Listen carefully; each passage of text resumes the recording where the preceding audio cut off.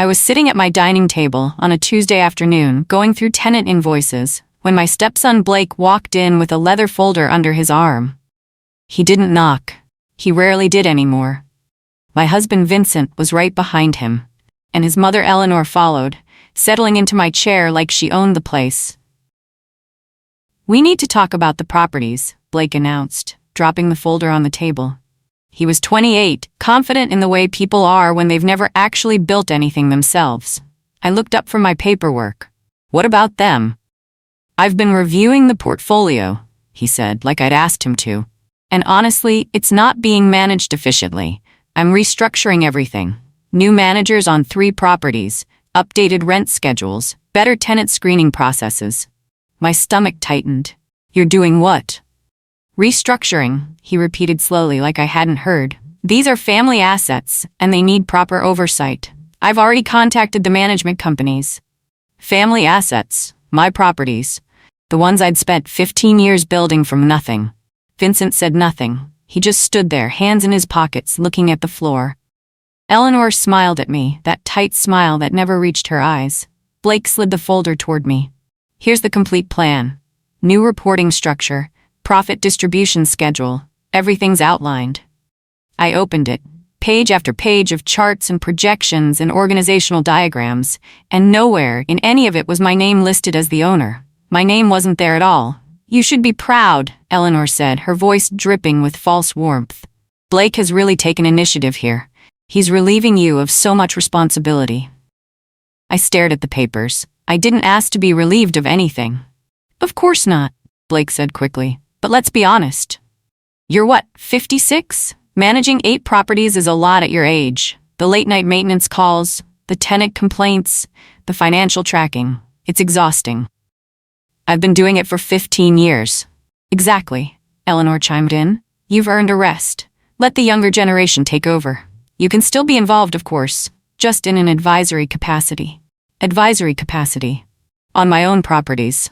Blake leaned forward, speaking slowly, like I was a child who needed simple words. "The rental income will still benefit the family, but the day-to-day operations, the strategic decisions, the management relationships, those need someone with energy, someone current." I realized something then. This speech wasn't spontaneous. The way Blake hit every point, the way Eleanor nodded at exactly the right moments, the way Vincent avoided my eyes. They'd rehearsed this. "When did you plan this?" I asked quietly. Blake waved the question away. "We've been discussing it for a few weeks, just family conversations, nothing formal. Without me." "We didn't want to stress you out," Eleanor said. "You've been through so much lately, the surgery, the recovery. We thought we'd handle the details." I turned to Vincent, my husband of 7 years. "Did you know about this?" He finally looked at me. "We already talked about this." My heart stopped. "No, we didn't." "Yes," he said firmly. "A few weeks ago, you said you were overwhelmed. You said managing everything was getting harder." That wasn't what I'd said. I'd mentioned being tired after surgery. I'd mentioned needing help with one difficult tenant. That was it. They'd taken a moment of vulnerability and turned it into permission. "Let me tell you who I am," I said, my voice steady but cold. "Since you seem to have forgotten." Blake rolled his eyes. Eleanor sighed. "But I didn't care. I bought my first property 23 years ago, a duplex in the North End. I was 33, newly divorced, working 2 jobs. I saved for 3 years to make that down payment.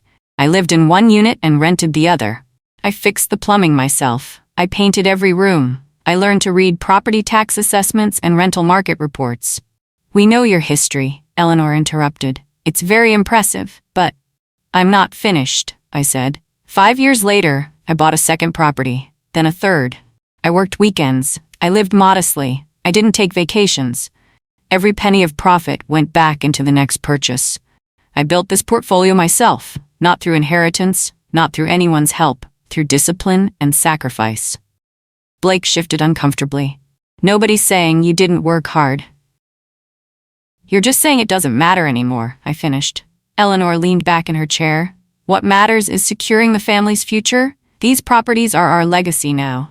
Blake's children will inherit them someday. Vincent's grandchildren. That's what families do, they share. Our legacy. Her family's legacy. Like my work had been housekeeping, like I'd just been maintaining something that belonged to them all along. I built this, I said quietly. Not we, I. And now it's time to let go a little, Vincent said gently. Let Blake help. He's good with numbers. He's got business connections. It's not a bad thing. Blake smiled. Think of it as evolution. You did the hard part. Now I'm optimizing. I looked at the folder again, at the organizational chart with Blake at the top, at the income projections that somehow included management fees going to him. These are my properties, I said. They're family properties, Eleanor corrected. When did this transition legally happen? I asked, keeping my voice calm. Blake shrugged. The paperwork is being finalized. My attorney is handling it. Your attorney, I repeated, for my properties. For the family holdings, he corrected. Look, ownership details don't really matter in families, right? What matters is that everyone's taken care of and the assets are managed properly. Ownership details don't matter. The words echoed in my head. So nothing's been filed yet, I said carefully. Some preliminary documents, Blake said vaguely. Transfer forms. Management agreements. The legal stuff takes time, but the operational changes needed to happen now. Market conditions are shifting. We can't wait for bureaucracy. What operational changes? I told you, new property managers. Updated lease terms. I'm meeting with a lender next week about refinancing the Oak Street triplex. My chest went tight. You're refinancing my property? To access equity, Blake explained patiently. The property's worth more than you paid. That equity can be leveraged for additional investments. It's basic financial strategy. I turned to Vincent. Did you agree to this? He looked uncomfortable. Blake explained it to me. It makes sense. We could expand the portfolio, buy more properties. With my equity. With family equity, Eleanor corrected again. I felt like I was losing my mind. Like reality was being rewritten in front of me, while everyone acted like it was perfectly normal. Have any tenants been notified of these changes? I asked. Blake's face flickered. They got new instructions last week, new payment portals, new contact information for maintenance requests, basic operational stuff. You changed my tenant's instructions, I said slowly. Without my permission. You were resting, he said. Recovering from surgery, we didn't want to burden you. The betrayal hit my chest like a physical weight. They hadn't just planned this. They'd started implementing it. My tenants were already being redirected. My property managers were already being contacted. My equity was already being discussed with lenders, and I'd known nothing about any of it. That night, alone in my bedroom while Vincent snored beside me, I pulled out my old binders, the ones I'd kept since the beginning. Every closing statement, every deed, every loan payoff certificate. I spread them across the bed and went through them one by one. Property 1, 847 Maple Avenue, duplex, titled to Autumn Holdings LLC, my LLC, purchased 2009, fully paid off 2016. Property 2, 1523 Park Drive, single-family rental, titled to me personally, purchased 2012, fully paid off 2019. Property 3, 2847 Oak Street, triplex, titled to Autumn Holdings LLC, purchased 2014, current mortgage, refinanced once in 2020, in my name only. I went through all 8 properties. Every single one was titled either to me personally or to my LLC. Vincent wasn't on any deeds. Blake definitely wasn't. Eleanor had never been involved at all. Nothing had transferred, nothing had been signed. Every property was exactly where it had always been, under my legal ownership. So why was everyone acting like the transfer had already happened? Why was Blake meeting with lenders about refinancing? Why were tenants getting new instructions? Why was Eleanor calling these properties family legacy? I pulled out my laptop and checked my email. Found the messages from Blake I'd been ignoring while recovering from surgery. Subject lines like portfolio review and management optimization and family asset planning.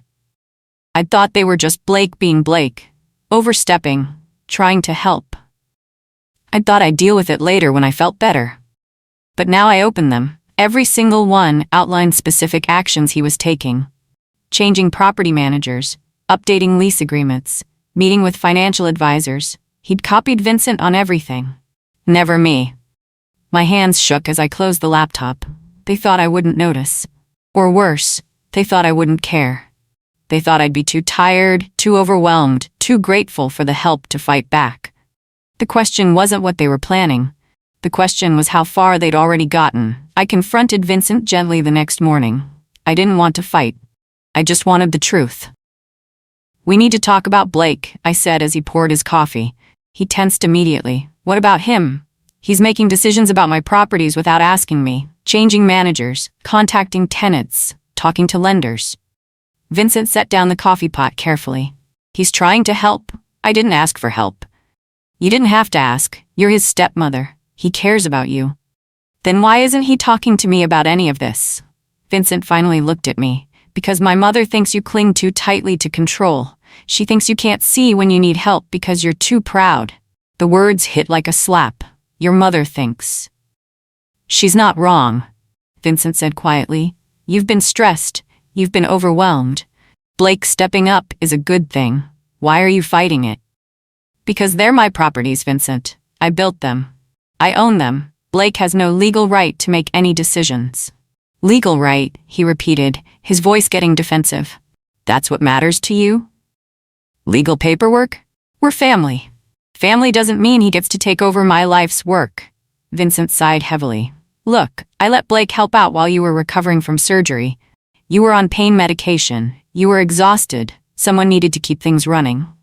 I didn't say he could do that." "You didn't say no," Vincent countered. "You didn't say anything. You were just lying there, barely conscious, so I made a decision. Blake offered to handle things temporarily. That's it.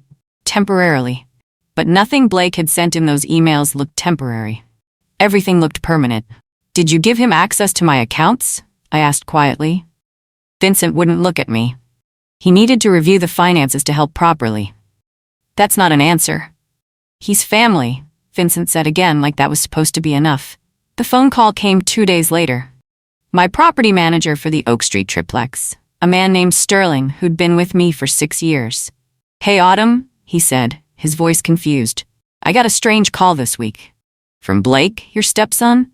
My stomach dropped. "What did he say?" "He told me to stop copying you on monthly reports, said I should send everything directly to him from now on, said you'd approve the change." I closed my eyes. I didn't approve anything. "Yeah, I figured. That's why I'm calling." He also said he'd be taking over lease renewals and maintenance approvals. Wanted access to the property management portal. I stalled him, but he's pretty insistent. "Don't give him anything," I said quickly. "Not access. Not reports. Nothing. Keep sending everything to me like you always have." "Will do, but Autumn?" He acted like he was already in charge, like it was a done deal. "I just wanted to make sure you knew what was happening." "I know now," I said. "Thank you for calling." When I hung up, I sat very still. This wasn't a misunderstanding. This wasn't Blake trying to help or taking initiative or relieving my stress. This was erasure. They were systematically removing me from my own properties, redirecting communications, changing access, taking over relationships with managers and tenants and lenders, and they were doing it quietly, carefully, assuming I wouldn't notice until it was too late. But I had noticed, and I wasn't going to let them finish. I called Sterling back. "I need you to do me a favor. Keep sending me everything like normal. But do it quietly. Don't tell Blake I called. Let him think his instructions are being followed." Sterling paused. "You want me to lie to him?" "I want you to protect my interests. Can you do that?" "Yeah," he said slowly. "I can do that." I thanked him and hung up. Then I called my other property managers, all 5 of them. Each conversation was the same. Blake had contacted them. Blake had given new instructions. Blake had asked for access. I told them all the same thing. Keep me informed, don't tell Blake, act like everything's normal. By the end of the day, I'd quietly reclaimed oversight of my entire portfolio.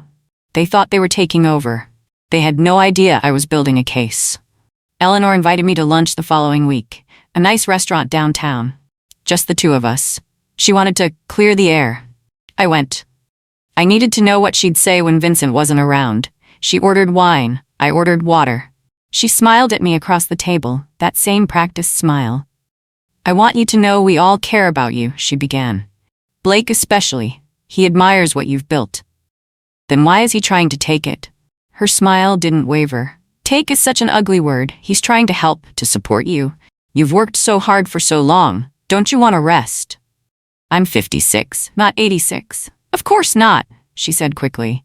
But 56 is still an age where you should be enjoying life, traveling, spending time with Vincent, not dealing with tenant complaints and property taxes. I like dealing with my properties. Eleanor's smile finally slipped. That's pride talking, and pride makes us cling to things we should release. Blake can handle this. You'll still benefit financially. You'll be taken care of. Taken care of? Like I was a child, or incompetent. What does that mean exactly? I asked. Taken care of? It means you'd receive a monthly allowance from the property income, enough to live comfortably, without the stress of management decisions. An allowance from my own properties.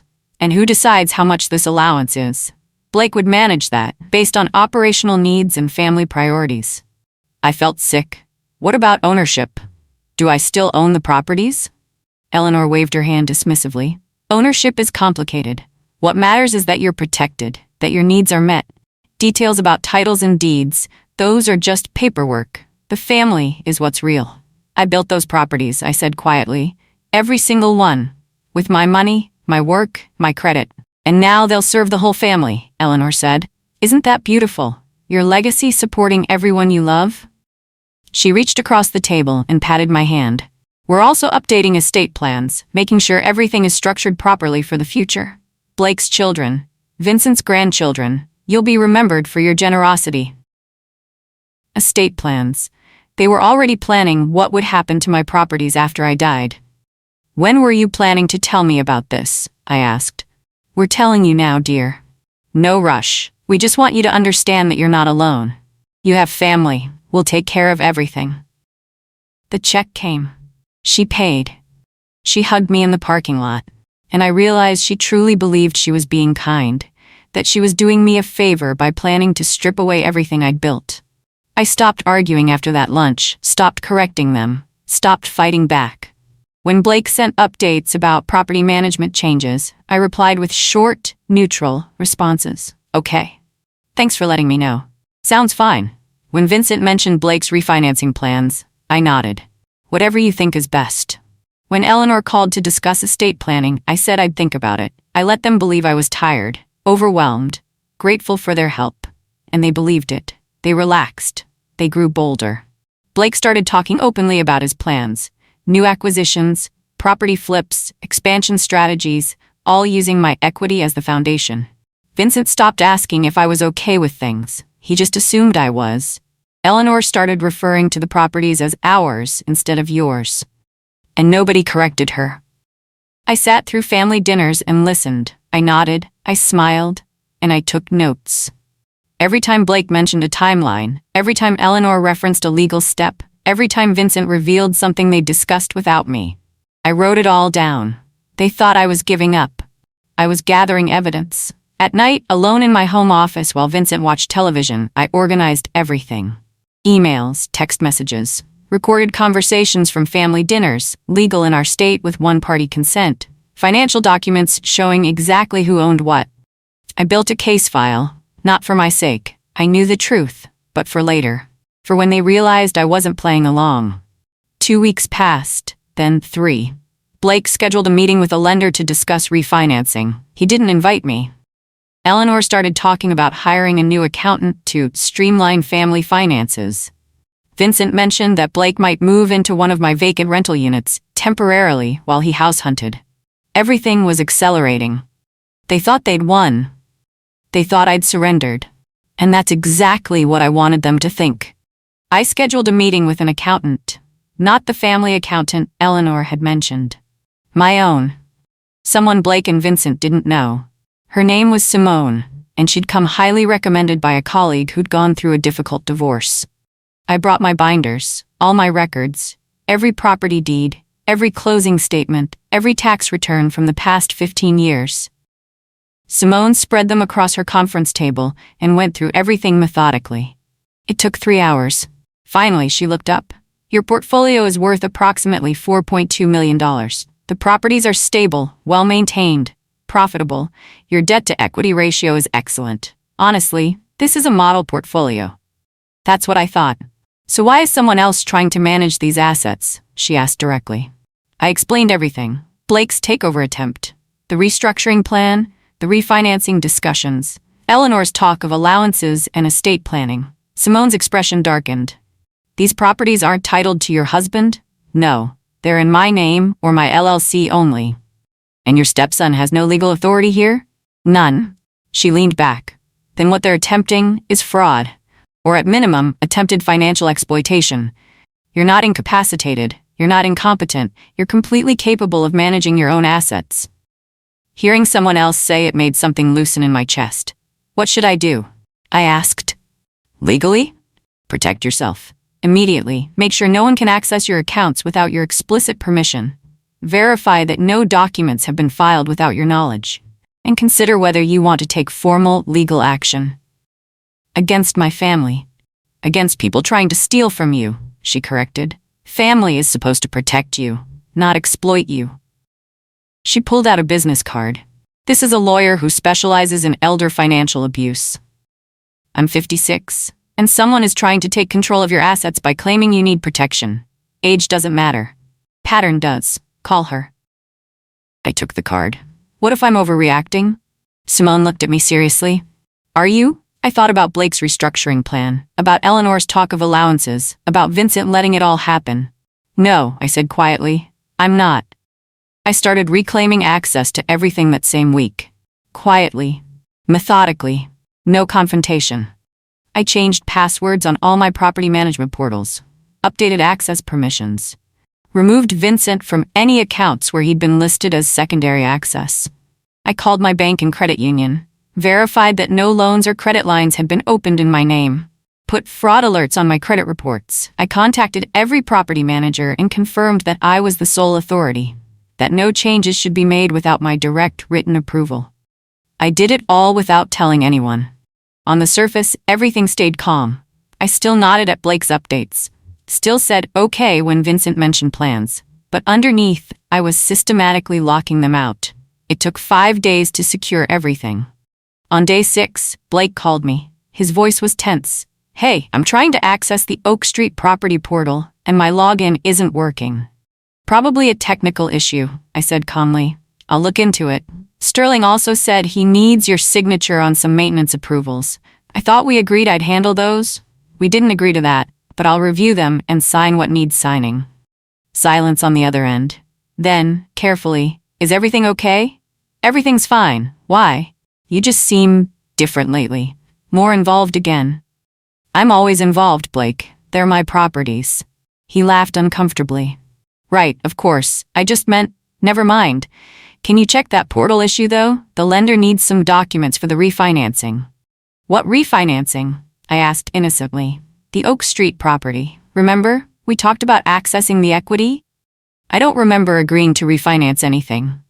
Another pause. Longer this time. We discussed it at family dinner. You said it sounded fine. I said I'd think about it. I'm still thinking. The lender needs an answer by Friday.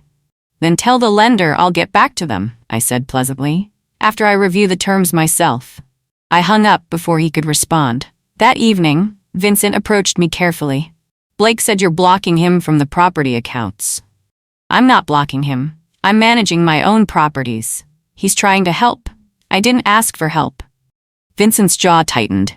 You're being stubborn again. I'm being careful, I corrected. There's a difference. The family dinner 2 weeks later was tense. Eleanor had insisted everyone come. Vincent, Blake, Blake's wife Hannah, even Vincent's daughter Simone from his first marriage who rarely attended family events. Eleanor cooked, prime rib, expensive wine. She was trying to create the appearance of normalcy. Blake was quieter than usual. He kept looking at me, like he was trying to figure something out. Midway through dinner, he finally broke. I have to say, this ownership paperwork is taking way longer than expected, he announced to the table. My attorney keeps running into delays at the county recorder's office. It's like every document requires another signature or notarization or some bureaucratic nonsense. Vincent nodded sympathetically. Eleanor frowned. But I stayed quiet, cutting my meat. I mean, we all know how this ends, Blake continued, his voice getting louder. The properties will be restructured. The management will be streamlined. It's just annoying that the legal process takes so long. Maybe it's taking long because the paperwork isn't legitimate, Simone said quietly. Everyone turned to look at her, Vincent's daughter.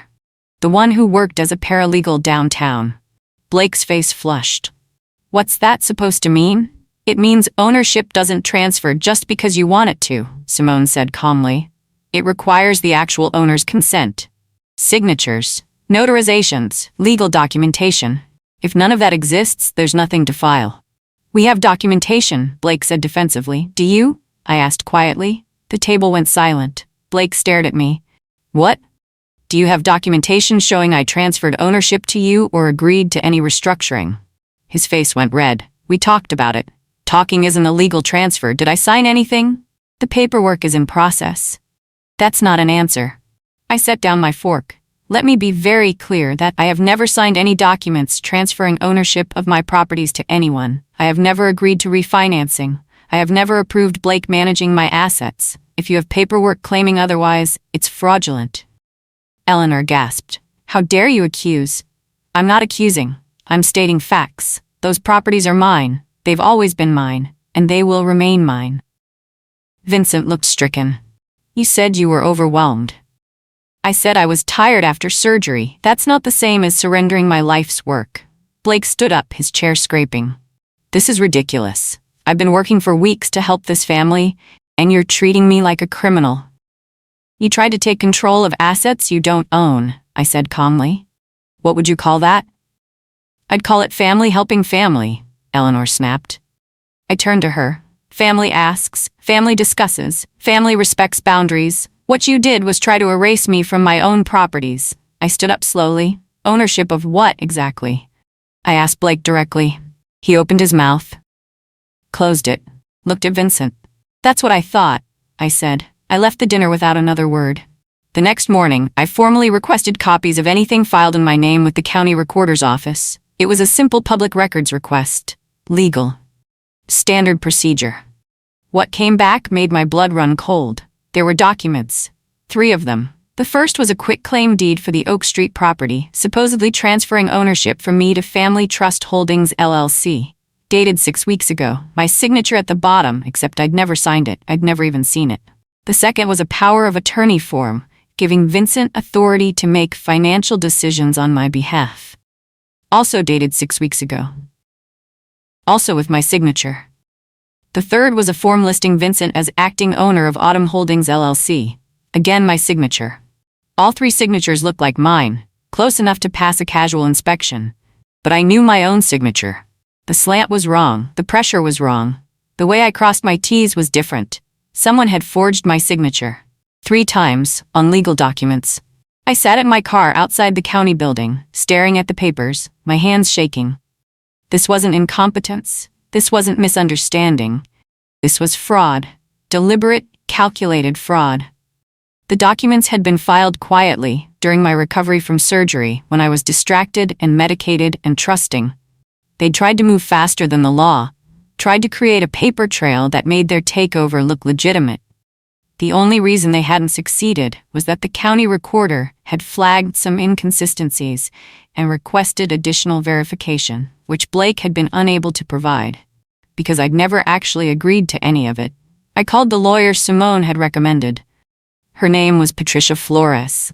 I need to see you today, I said. It's urgent. What happened? Someone forged my signature on property transfer documents, and I need them stopped before they try again. Patricia reviewed everything in her office that afternoon.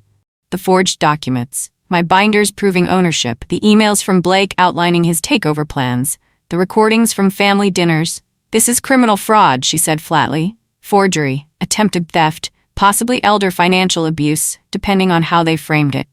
What do I do? We file criminal charges. We get these documents officially voided. We secure your assets with restraining orders if necessary. We make it impossible for them to try this again. Against my husband and his son and his mother. Patricia looked at me seriously. I know this is hard, but they've already taken the first step. They forged your signature. They filed false documents. If you don't act now, they'll just wait and try again. What if I just confront them? Tell them I know what they did? Make them back off? They'll destroy evidence. They'll claim it was a misunderstanding. They'll gaslight you. And then they'll get smarter about hiding their tracks next time. I sat quietly, thinking about Vincent. About our 7 years together. About the life we'd built. Or the life I'd thought we'd built. What do you recommend? I asked finally. File a police report. Get the forged documents officially investigated. But don't move on anything else yet. Let them think you're still unaware of the forgeries. Let them show their hand completely. Why wait? Because right now, you have attempted fraud. If we wait and they try to use these documents, we have actual fraud. With more evidence, more witnesses, a stronger case. That feels dangerous. It is. But it's also strategic. The more they do, the less they can claim it was a mistake. I thought about Blake at that dinner. About how he'd complained that the ownership paperwork was taking too long. He didn't know I'd already found the forgeries. He thought they were still being processed. If I waited, he'd keep moving. Keep revealing the plan. Keep creating evidence. How long should I wait? I asked. Not long. A week, maybe 2. Watch what they do. Document everything, then we shut it down completely. I agreed, against every instinct that screamed to end this immediately. Because Patricia was right. If I moved now, they'd claim misunderstanding, they'd minimize, they'd pivot. But if I let them finish showing me exactly what they were capable of, there'd be no room for denial. Blake scheduled a meeting with lenders for the following Wednesday. Vincent told me about it casually, like it was no big deal. Blake's finalizing the refinancing on Oak Street. The lender wants to meet at the property, walk through, see the condition. And when were you planning to tell me? I asked calmly. I'm telling you now. It's at 2 o'clock. Blake invited Mom too. She wants to see how the process works. Did Blake invite me? Vincent hesitated. He assumed you wouldn't want to come. You've been so stressed about everything. I'll be there. Vincent looked surprised. You don't have to. Blake can handle it. It's my property, Vincent. I'll be there. Okay, he said slowly. I'll let him know. Wednesday arrived. I dressed professionally, brought my binders, made copies of everything, the real deeds, the forged documents, the email chains. I arrived at Oak Street at 1:55. Blake's car was already there. So was Eleanor's. And a silver sedan I didn't recognize. I walked in. The lender was a woman in her 40s, professional suit, briefcase. Blake was mid-sentence, gesturing broadly. And once the refinancing is complete, we can access roughly $180,000 in equity for additional investments. He stopped when he saw me. Autumn, he said, his smile tight. I didn't think you'd make it. It's my property, I said pleasantly. Why wouldn't I be here? The lender looked confused. I'm sorry, I thought. Blake, you said you had authority to refinance? I do, Blake said quickly. It's a family trust. I manage the portfolio. Actually, I said, pulling out my folder, that's not accurate. I handed the lender copies of the deed. This property is titled to Autumn Holdings LLC. That's my company. My name is the only name on the LLC registration. Blake has no legal authority here. The lender's face changed. She looked at Blake. Is this true? It's complicated, he started. It's not complicated, I interrupted calmly. I own this property. Blake does not. Any refinancing would require my signature, which I haven't given. Eleanor stood up. This is embarrassing, Autumn. We're in the middle of a business meeting. Then let's discuss business. I turned to the lender. Has Blake provided you with any documentation showing he has authority to refinance my property? The lender checked her folder. He provided a power of attorney form and a quitclaim deed showing ownership transfer. May I see them? She slid them across the table. The forged documents. The ones from the county recorder's office. These signatures aren't mine, I said clearly. I never signed these documents. I never transferred ownership, and I never gave Blake any authority. The room went silent. I didn't raise my voice, didn't need to. I just asked one simple question.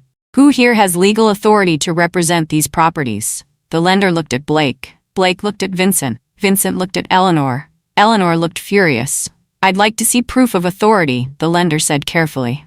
Original documents, if possible. Blake pulled out his folder.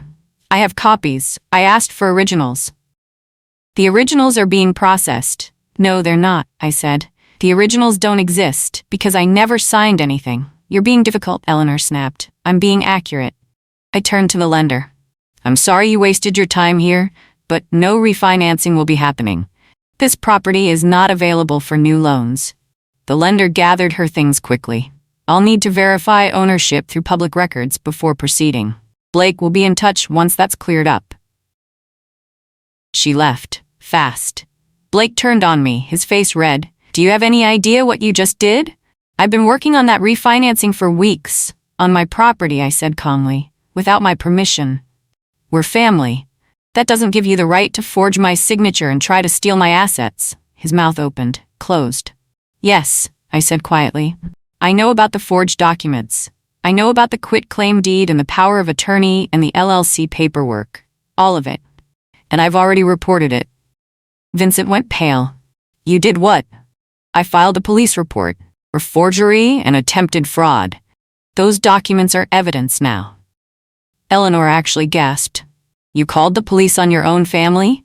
"I called the police on people who committed crimes against me," I corrected. "The fact that their family makes it worse, not better." Blake looked at Vincent. "Dad, you said she wouldn't fight this. You said she'd be grateful for the help." So Vincent had been the one. The architect. The one who'd told Blake I was weak.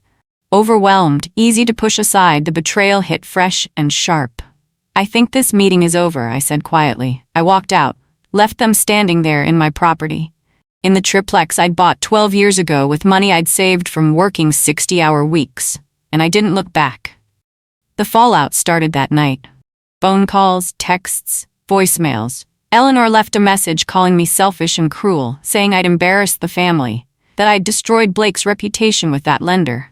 Vincent came home late, slamming doors. "Do you know what you've done?" "My mother is devastated. Blake is furious." Simone called asking what's going on. "I protected my property," I said calmly. "You humiliated us." "No, you humiliated yourselves by trying to steal from me." "Steal?" His voice rose. "We were trying to help you, to take some of the burden off your shoulders, by forging my signature, by filing false documents. That's not help, Vincent. That's fraud. It was a misunderstanding." "Then who signed my name on those documents?" I asked directly. "Because it wasn't me, so who was it?" He didn't answer. "Was it you?" I pressed. "Did you sign my name thinking I wouldn't notice?" It was supposed to make things easier. The paperwork was complicated. You were recovering. Mom said, "Your mother convinced you to commit fraud," I said. "And you agreed." He sank into a chair, his face in his hands. "I didn't think it was fraud. I thought I was taking care of things like a husband should. A husband should ask, should discuss, should respect his wife's ownership of her own property. Those properties are supposed to be for our family." "They're my properties," I said firmly. "Mine. I built them. They're titled to me, and you don't get to decide what happens to them without my consent." Eleanor called while we were talking. Vincent answered on speaker. "This is your fault," she told him immediately. "You told us she'd cooperate. You said she wanted help. You said she'd be grateful." "She is cooperating, Mom. She's just confused." "I'm not confused," I said loudly. "And I'm not cooperating with fraud." Eleanor's voice turned cold. "You're destroying this family. No, you did that when you decided my property was yours to take." She hung up. My lawyer called an hour later. "They're scrambling. Blake's attorney called me asking to work something out. He's worried about the criminal investigation." "What did you tell him?" "That my client is unwilling to negotiate, that the forged documents stand as evidence, and that any further attempts to access your property or accounts will result in immediate restraining orders." "Good. They're going to back off now," Patricia said, "but keep documenting everything. This isn't over." She was right, because at midnight, Vincent came to the bedroom and said quietly, "Mom wants you to reconsider, for family unity." I looked at him in the darkness. Why would unity require removing me from my own properties? He had no answer. For the next 2 weeks, everything went quiet. Blake stopped calling, Eleanor stopped leaving voicemails, Vincent moved into the guest room. They stopped pushing, stopped scheming, stopped planning. I assumed they'd given up, that they'd realized they couldn't win, that the threat of criminal charges had scared them straight. But I kept documenting, kept tracking, kept watching. And then I filed one quiet motion. Through Patricia, I restructured my entire property portfolio, created a protected trust, put every property inside it, made myself the sole trustee, added ironclad provisions that no one could access, manage, or benefit from the properties without my explicit written consent. Everything fully legal, fully transparent, fully documented. but completely locked down. The trust documents were filed with the county on a Wednesday. The changes were official by Friday. On Monday, notices went out to every property manager, every tenant, every business connected to my properties. Autumn Holdings LLC has been restructured. All management authority rests solely with Autumn Winter's trustee. No other individuals have access or authority. Any requests for information or changes must be directed to the trustee only. I sent copies to Blake, to Eleanor, to Vincent. They called within the hour. Blake was hysterical. "What did you do? I can't access anything. The property managers won't return my calls. The bank says I'm not authorized on any accounts." "That's correct," I said calmly. "You never were authorized. Now the documentation reflects reality. You can't just lock me out. I didn't lock you out. You were never in. You just thought you were." Eleanor's call came next. "This is heartless. After everything we've done for you, after welcoming you into this family, this is how you repay us?" "By protecting my own property, yes. Blake has worked so hard." "Blake tried to steal from me," I corrected. "Let's be clear about that." Vincent's call was quieter, sadder. "You've made your point. Can we please just talk about this?" "There's nothing to talk about. The properties are mine. They've always been mine. Now the legal structure prevents anyone from pretending otherwise." "Mom's devastated. She thinks you hate her." "I don't hate her. I just won't let her steal from me." "It wasn't stealing. Forging my signature and filing false documents to transfer my property is literally stealing, Vincent. That's what those words mean." He was quiet for a long time. Then he said, "I don't think we can come back from this." "No," I agreed quietly. "I don't think we can." He hung up. That evening, Blake showed up at my door. Hannah was with him, looking embarrassed. "Please," Blake said, "can we just talk? Like adults?" I let them in. We sat in the living room, the same room where this had all started months ago. "I made mistakes," Blake said carefully. "I got carried away. I thought I was helping, and I overstepped. I'm sorry. You forged my signature." That was Dad's idea. He said you'd agreed verbally, that we just needed to formalize it." So Vincent had been deeper in it than I'd thought, the architect and the forger. "Even if that were true," I said, "forging someone's signature is illegal. You can't claim ignorance on that." "I know, I'm not defending it. I'm asking if there's any way to fix this, to move forward, as family." I looked at him. At this young man who'd tried to take everything I'd built, who'd convinced himself it was help, who'd never once asked what I wanted. "I'm done negotiating," I said quietly. "The properties are protected now. No one can touch them. That's final." "So that's it?" Hannah asked. "You're just cutting us off?" "I'm protecting myself. There's a difference." They left, and I sat in the quiet house alone and felt something I hadn't felt in months. Peace. The attempts to change my mind came steadily over the next weeks. Eleanor sent letters, long, rambling explanations about family and unity and forgiveness, about how I was tearing apart something beautiful, about how her grandchildren would never forgive me. Vincent tried therapy, suggested couples counseling, said we could work through this if I'd just give his family another chance. Blake's attorney sent formal requests for reconsideration of the trust structure, suggesting compromises, shared management, split authority. I said no to all of it. Through Patricia, I responded simply, "The trust structure is permanent. No changes will be made. All parties have been adequately notified. Any further attempts to access or claim the properties will result in legal action." One evening, Vincent came to me in my office. He looked older, tired. "They're asking me to convince you," he said quietly, "to fix this, to make you change your mind." "I'm not changing my mind. They won't let this go. Mom's obsessed. She calls every day asking what I'm doing to resolve it. Blake's humiliated. He thinks everyone in his business circle knows what happened. That's not my problem. They're my family, Autumn, and they tried to steal from me." He sat down heavily. "Why can't you just let some of it go? Keep the properties, fine. But maybe let Blake manage one or two? Give him something to rebuild his confidence?" I stared at him. "You're serious? He made mistakes, but he's young. He can learn. You could be generous here." "Generous," I repeated.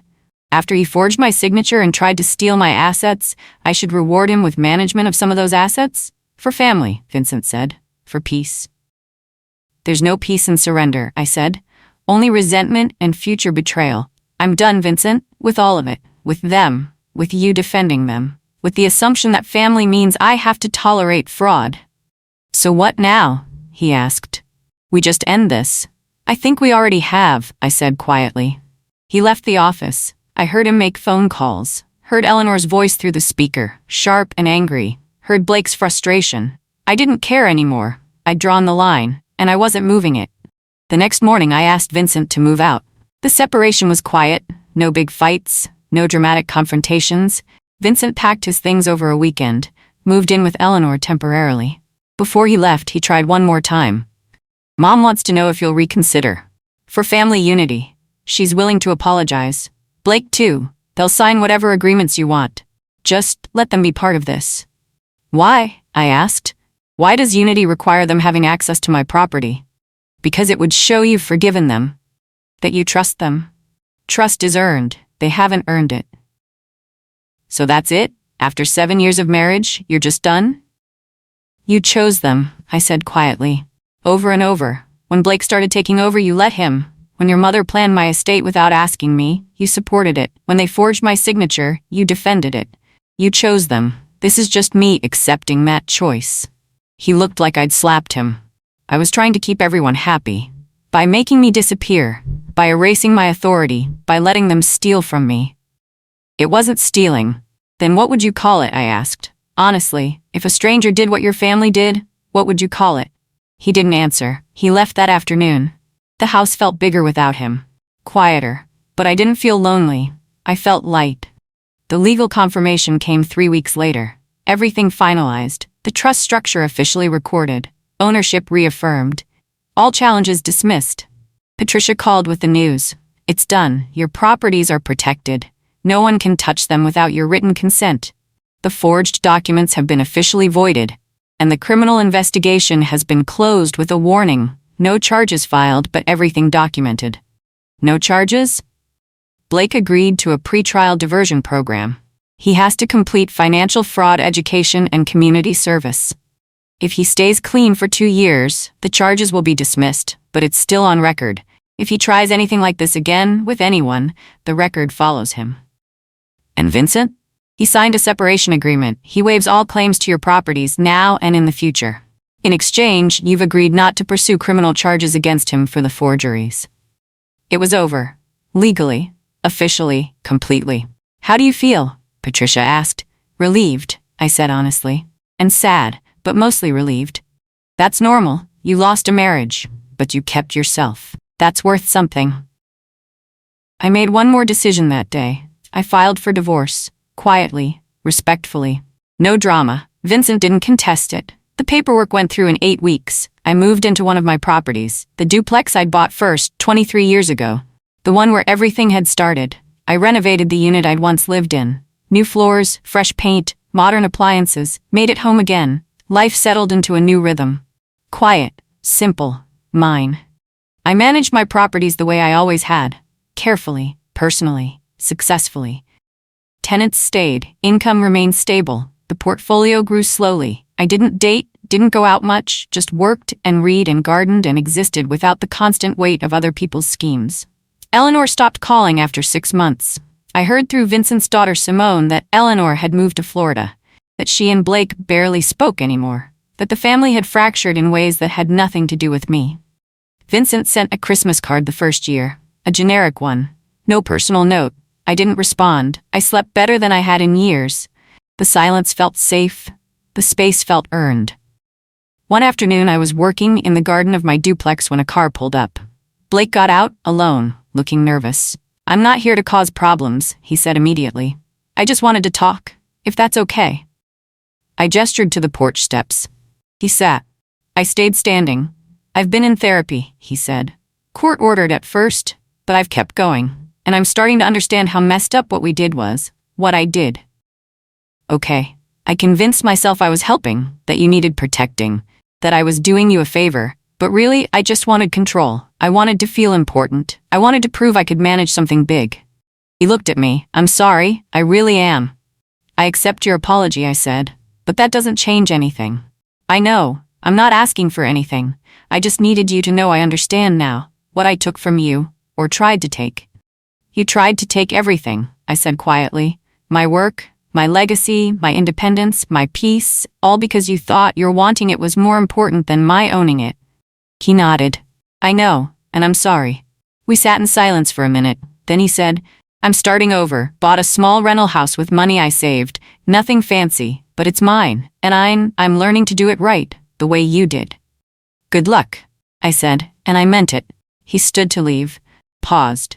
For what it's worth, I told Dad what I did was wrong, that you had every right to protect yourself. He didn't want to hear it. He made his choice. Yeah, Blake said. He did. He left, and I went back to my garden, planting tomatoes in the soil I'd been tending for 2 decades. 2 years passed, then 3. Life became routine in the best possible way. Predictable, peaceful. Mine. I sold one property, the Oak Street triplex. The one Blake had tried to refinance. It had too many bad memories. I used the proceeds to fully pay off the mortgages on 2 other properties. Now I own 6 properties outright, 2 with small manageable mortgages, all profitable, all stable. I dated occasionally. A kind man named Warren who owned a bookstore. We saw each other once or twice a month. Nothing serious, no pressure, just company when I wanted it. I reconnected with old friends, joined a book club, started volunteering at a financial literacy program for women, teaching what I'd learned, helping others avoid what I'd survived. The properties ran themselves mostly. Good tenants, good managers, good systems. For the first time in years, stress wasn't my constant companion. Vincent remarried. I heard through Simone, a woman closer to his mother's age, someone Eleanor approved of. I felt nothing hearing that news. No jealousy, no anger, just nothing. He was a stranger now, someone I used to know. One evening, I was sitting on my porch watching the sunset when my phone buzzed. A text from an unknown number. This is Blake. I know you probably don't want to hear from me, but I wanted you to know my wife and I just closed on our 3rd rental property. We did it ourselves. No schemes, no shortcuts, just work. Thank you for showing me what that actually looks like. I smiled and texted back, congratulations, keep building. That night I made tea and sat with my books and thought about everything that had happened, the betrayal, the fight, the recovery, and I realized something important. I didn't lose my family in all of this. I lost the illusion that love required surrender. That family meant giving up pieces of yourself to keep the peace. Real family, the kind worth keeping, doesn't ask you to erase yourself, doesn't demand your assets, doesn't forge your signature and call it help. Real love respects boundaries. Real partnership includes consent. Real family celebrates your success instead of trying to steal it. I built something from nothing, worked for decades, sacrificed and saved and learned and grew. And when people I trusted tried to take it, I fought back. Not with anger or revenge, but with clarity, with documentation, with boundaries. I won by refusing to disappear. 5 years after that family dinner where Blake announced his takeover, I stood in the duplex where everything had started. The property I'd bought 28 years ago. The foundation of everything I'd built. I'd just finished renovating the 2nd unit. Fresh paint, new kitchen, hardwood floors were finished. It was beautiful, and it was mine. My portfolio had grown to 9 properties now, all paid off except 2, all managed by people I trusted, all generating steady income that supported my quiet life. I thought about Blake's question at that first meeting, why ownership details mattered, why I couldn't just let him optimize everything, and I had an answer now. One I wished I'd said then. Ownership matters because it represents work, sacrifice, risk, time you can never get back. Ownership matters because without it, you're just a tenant in your own life, subject to someone else's whims, vulnerable to someone else's plans. Ownership matters because it's the difference between building something and being given an allowance from what you built. I didn't fight for these properties because I was greedy. I fought because they represented my life, my choices, my future, my independence, and I refused to let anyone take that from me. Not my stepson, not my mother-in-law, not even my husband. Someone asked me once if I regretted how everything ended, if I wished I'd compromised more, been more flexible, kept the family together. No, I don't regret protecting myself. I don't regret drawing boundaries. I don't regret refusing to surrender my life's work to people who called theft help.